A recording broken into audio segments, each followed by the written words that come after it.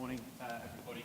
Thank you for joining us this morning for the Identity Management Meets Data Management presentation. Now, I would be the first to accept that that's probably not the sexiest title in the world, but by virtue of the fact that you may use your way through the rain to get to it, maybe you think it is.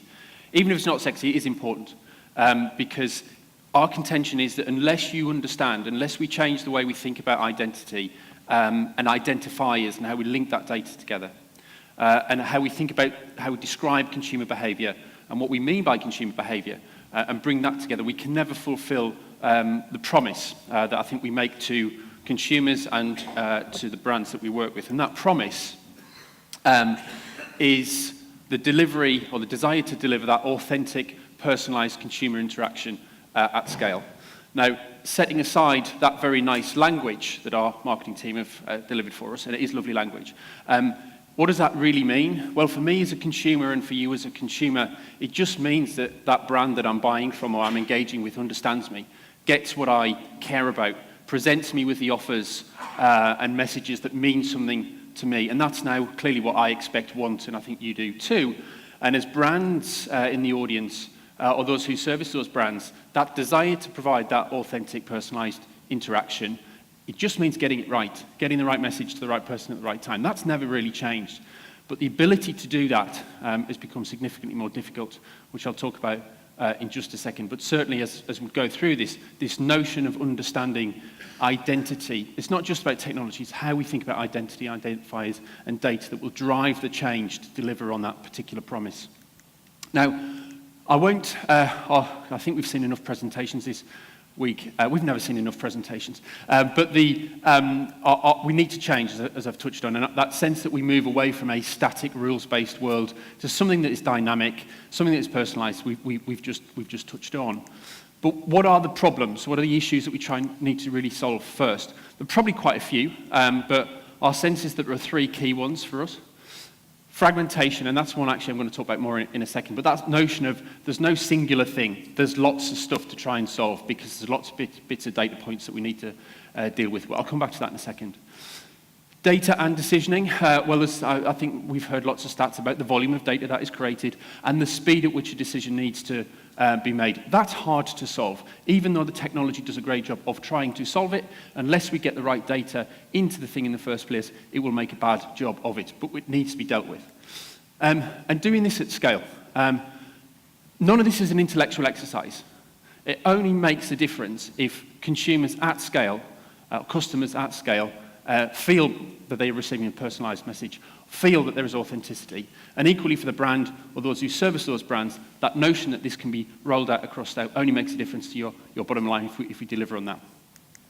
But just think about the fragmentation piece specifically first, because it's complex, and I guess we're a data business and we try and manage this stuff every day.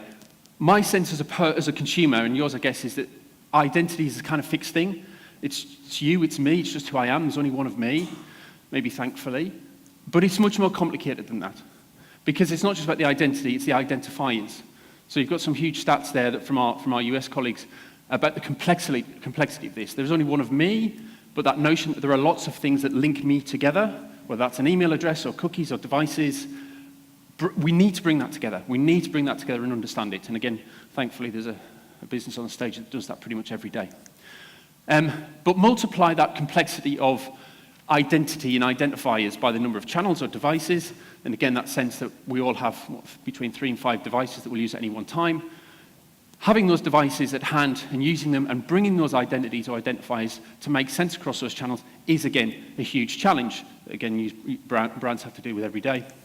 And then multiply that, again, by the number of platforms or media entities that we want to engage with as consumers, and brands want to advertise in to make sure that that message is personalised and authentic, again, adds a layer of complexity that we need to deal with. So, at this point, the sort of doom and gloom pessimistic Englishman will hand over to the ever-optimistic American to explain how we'll go about dealing with solving this problem, specifically in the world of programmatic advertising, because that's all we've got time to talk about in this particular instance. So, Jason, over to you.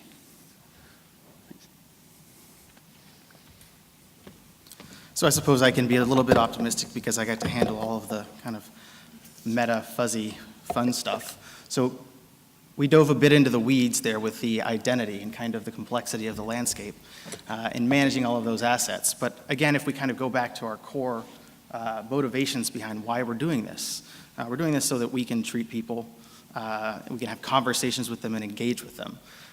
People are not personas. People are not static profiles. We are very complex. We're complex in isolation. So once you start introducing complexity from environmental, situational context. We heard a lot yesterday about how location can play such a massive role in how people respond. It's the same person, different time of day, different emotional, situational context. So with that in mind, what we're really talking about here is, how can we introduce a bit more of dynamic decisioning and the types of attributes and variables that we consider when we are trying to decide what message should be delivered to that individual. As we move into a world where AI leads us to personalization at scale, we have to answer a couple of really complex questions that I don't think we've addressed as a market. The first is, how are we going to manage with audience ambiguity? Right now, we're very comfortable with our very descriptive models that are explainable. As we move into kind of more of a decisioning where the reasons and the rules and the data attributes that went into it become a bit more obfuscated. Marketers must embrace that. But then data partners also need to understand what that means to their business models. So what does licensing data look like when there are several thousand attributes that are going into any decision at any point in time, and there is not a lot of clarity around the relative contribution of that to the decision? So a couple of really big questions that we're going to have to answer. Experian being one of those partners.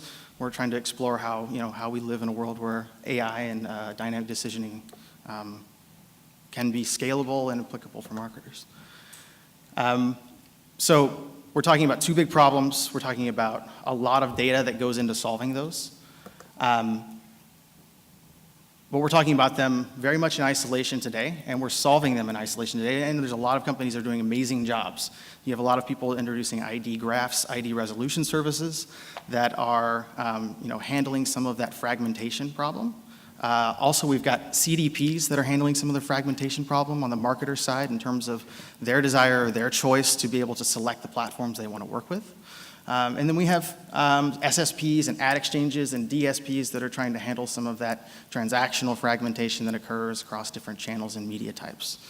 The big question is in a world where AI is leveraging thousands of data points, where we have billions of edges between different potential matches and identities, and all of that really needs to be made in a decision in the moment, are we in a infrastructure that's scalable? Are we going to be able to put all of this together and orchestrate it and deliver it in real time? The industry is trying to figure out how that would live. Is it through consolidation? You have a lot of organizations that have decided that the full stack solution is the path to go. You have orchestration, so that again, this kind of fits under CDPs, but is there one central command center where all the data lives, all the decisioning lives, and every other platform in this ecosystem ends up being a point solution execution? Or is it operational, right? Do we need to rethink how we trade programmatically, how we process data, where data lives, where decisioning lives? And so under this last point, Experian has been working on trying to figure out whether or not we can actually host data and decisioning in a different place. And we've been doing it through a program, effectively bid enrichment, which is kind of a supply path optimization type tool. But really what it is it's we've taken our identity assets, we've taken all of the big attribute data that can be made available on a user, and we've kind of put it into a data layer that acts as a audience PMP. So this is what the landscape looks like today. I don't need to explain it to everyone. Everyone's probably very familiar with how we do programmatic. It's very much a hub and spoke model. Data and decisioning live in one place, and then it's replicated out, maintained on multiple DSPs, and then syndicated and synced. So that's a lot of data moving, and it's a lot of data being stored across multiple disparate platforms. Bid enrichment effectively takes the audience management component and the data identity management component and moves it upstream in lieu of becoming targetable cookie criteria or targetable mobile ad IDs. You end up with auction filters that effectively filter the auction based on the identity data and the attribute data selected by the marketer. So marketers still are able to use their DSPs as they otherwise would, and SSPs and publishers still transact through the ecosystem as they would. And we're doing this in partnership with BidSwitch to help with some of the aggregation of that supply and demand. This is not a silver bullet.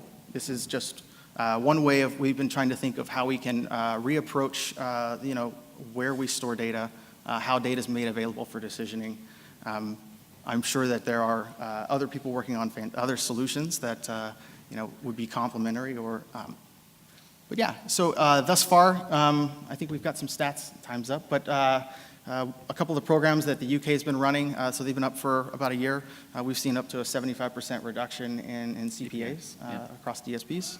In order to do that, the US just rolled this one out last week. Cool. Do you want to take a seat? Thank you.